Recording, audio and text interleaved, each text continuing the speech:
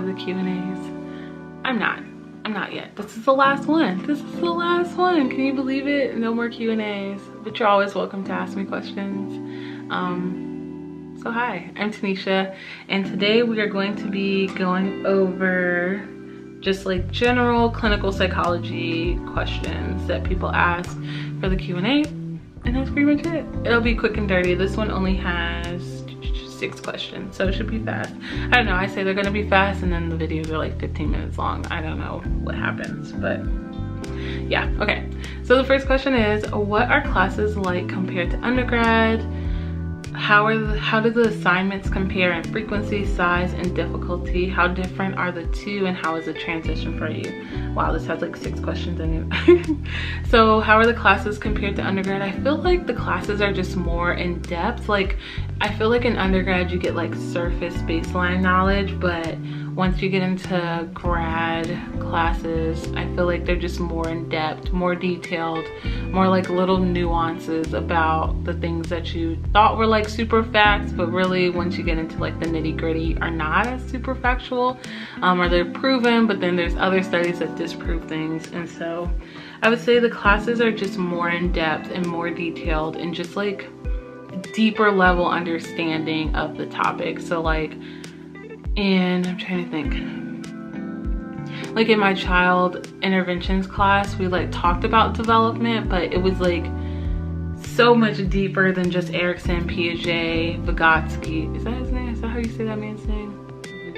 Vygotsky? It's like VGY. I don't know how to say his name. It was like so much deeper and like some of the more modern theories.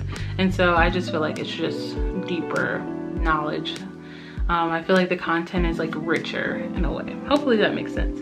How are the assignments compare in frequency? So I feel like there are not as many assignments, but they're weighted more heavily. They are much bigger assignments, and they also just require a deeper level of like thinking. And what really is important is that your professors want to see and understand your thinking through the questions and where you're coming from and like how you got there. Whereas like undergrad, you could just like spitfire the facts, and that's like good for undergrad, but in grad school it's more like, okay, so why do you think this is? What research supports your idea? Are there other things that research hasn't addressed yet? And yeah, I just think that like even to the assignments, it's just like more in depth. Like it's a richer experience. Like I felt like in undergrad, this is gonna sound really bad, I felt like in undergrad like there was just like a lot of surface level understanding, where in grad school it's a lot deeper understanding, and it's just like those nuances that you really have to pay attention to. I will say I did have 1 or 2 classes in undergrad that was like that. Like what really mattered was how you got there, what's your thought process, but not the vast majority. I would say that undergrad and grad school are very different. I feel like the reason I loved undergrad is because I went to Hampton, and like school was there, but there's so much more about Hampton than like just school, if that makes sense.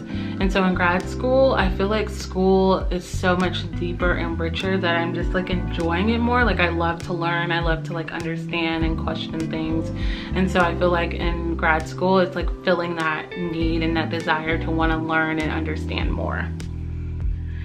The transition, I think I had like a little leg up because I went to the Hot Metal Bridge program, so I didn't come straight from undergrad to graduate school. And the Hot Metal Bridge program is a bridge program, so they help you transition into graduate school. So I felt like the transition was fine. Like I was really excited about it. I love making my own schedule. I love like learning. It's just like I feel like grad school, I've been like really thriving in it. Okay.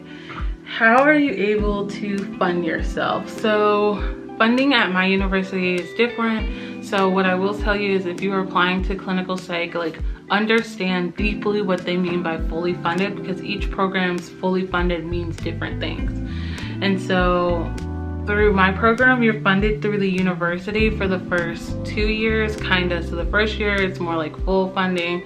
The second year, you get like half funding because your other half of funding comes from your like external placement. And then third and fourth year, because you're working in the community, that's where your funding comes from, those external placements, because you're spending like 20 hours a week in those placements.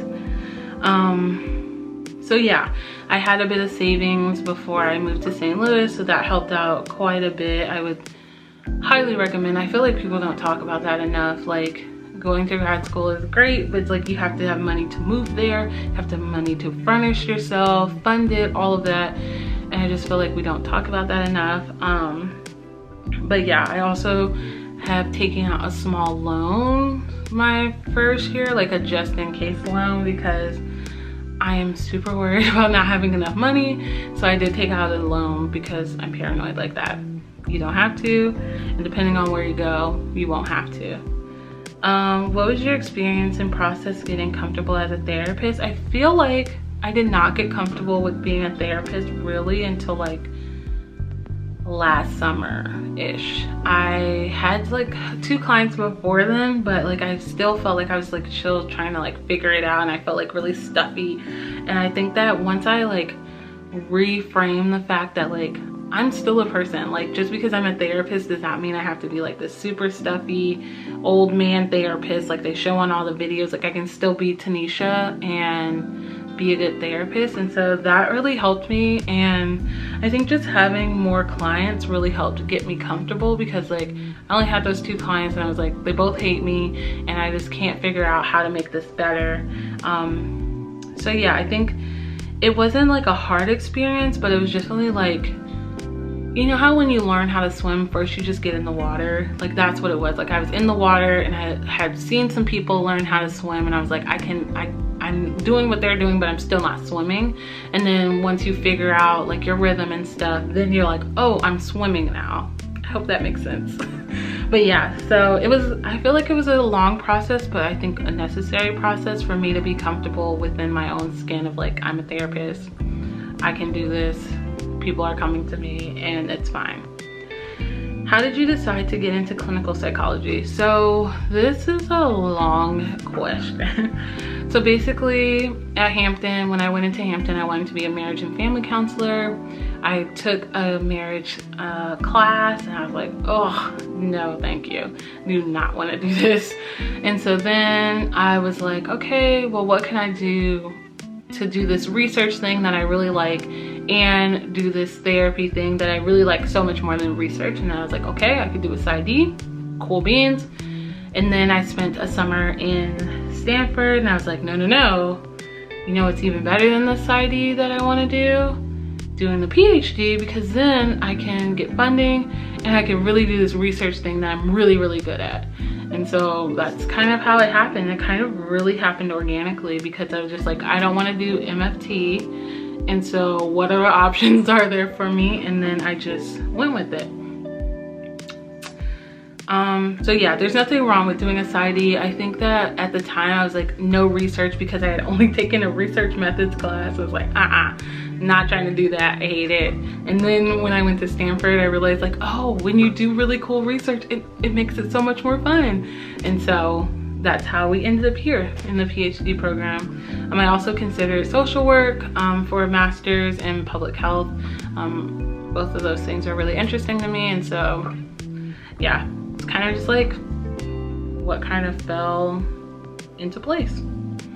Okay, so how are statistics classes in grad school? So I would say I'm not super good at statistics. Like I know enough to get by. I think it really depends on like the university. Like I feel like if you go to like an R1 research university, it'll be like top-notch stats, and I feel like my stats is adequate. It just is what it is. And stats to me is like fake math. Like I cannot wrap my head around it. Like I know how to do the formulas and stuff, but then like you asking me to explain it, it's gone. So I would say that there's a learning curve definitely, but you can get through it. I'm sorry my nose is so itchy. It's just like what happens when I record. Like my nose just gets super itchy. I think because I'm talking. That was a tangent. Yeah, so stats hard classes are hard.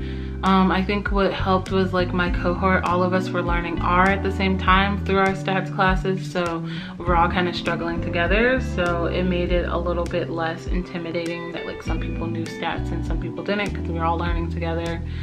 And yeah, so I think stats classes are hard. I think they are difficult for most people, but most people get through them and then are able to do stats and do research for the rest of their career. So yeah, even if you're having a tough time in stats, I wouldn't, you know, count yourself out as like not being able to do research. So that is it. This is finally. See, look, I said this is gonna be short and we're already at 10 minutes. Anyways, this is the last question and answer. If you have any questions about like general clinical psychology stuff, leave those below. Thank you so much for watching. If you've watched this far, leave a purple emoji and I will see you guys next week. Peace, and I love you all so much. Bye.